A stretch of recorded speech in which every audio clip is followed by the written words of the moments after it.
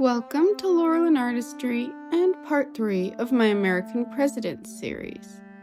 This time we'll be looking at the 5 presidents that preceded Abraham Lincoln and the Civil War. As I'd said in the previous videos, I don't want to get too deep into all the politics, and I want to keep it fairly light. Though, of course, a lot of that is hard to completely ignore, so I'll touch on some of it.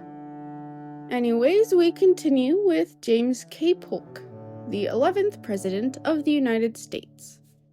He served from 1845 to 1849 and is notable for leading the U.S. into the Mexican-American War and expanding the U.S. territory quite a decent amount.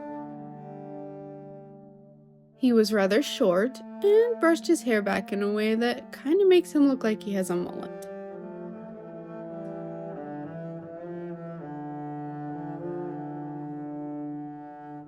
Admittedly, it can get a bit boring drawing all these presidents at times because a lot of them just don't have a whole lot that makes them incredibly recognizable or stand out. Polk seemed to be an ambitious guy, but rather introverted. And I'm not sure I have much else to say about him except that I do like the name Polk.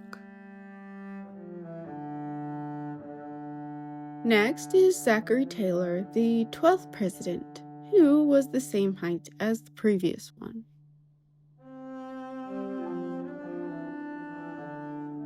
He was in office from 1849 to 1850, making it just over a year before he became the second president to pass away on the job. I guess at least he made it more than a month. Though I still find it hard to believe we had a president named Zachary at all.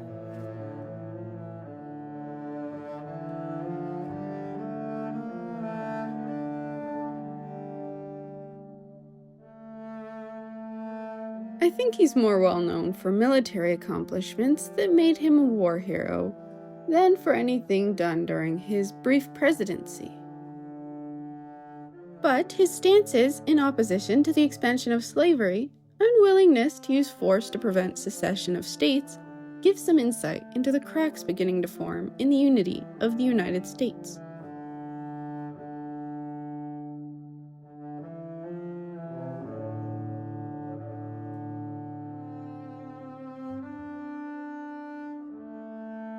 Millard Fillmore was the man to take Taylor's place from 1850 to 1853, becoming president number 13. Unfortunately, despite opposing slavery himself, his attempts to compromise and quell conflict included enforcing the Fugitive Slave Act, part of the Compromise of 1850. It was so poorly received by the Northern Whigs and abolitionists that it led to his party, the Whig Party, falling apart. This would certainly be a very difficult time to be in charge of the country.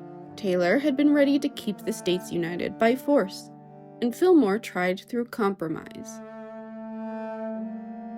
Franklin Pierce was President 14, from 1853 to 1857. He was known for being a rather handsome man, but otherwise his presidency seemed to further exacerbate tensions within the U.S. with things such as the Kansas-Nebraska Act. With his attempts to distract from domestic conflict through trying to acquire Cuba, not really doing much. An eloquent and graciously accommodating man like him might have seemed at the time to be the type who could mend the growing rift, but he, it seems, had no solutions. James Buchanan Barnes, also known as Bucky or the Winter Soldier, has nothing to do with this video, but I always wondered why he shared a name with President 15, James Buchanan. Though, come to think of it, they do both get blamed for some things regarding civil wars. Anyways, the fourth James I've drawn in this series, he served from 1857 to 1861, was 6 feet, and the only president to never be married. He is also, unfortunately, commonly considered to be the worst president. And though I do not feel any need to launch into a robust defense of the guy, I'm also unconvinced that there are many men who could have stepped into such a situation and done much, but perhaps raised tensions even further. And on that note, though I know it's not the happiest, that is all 5 of this week's presidents.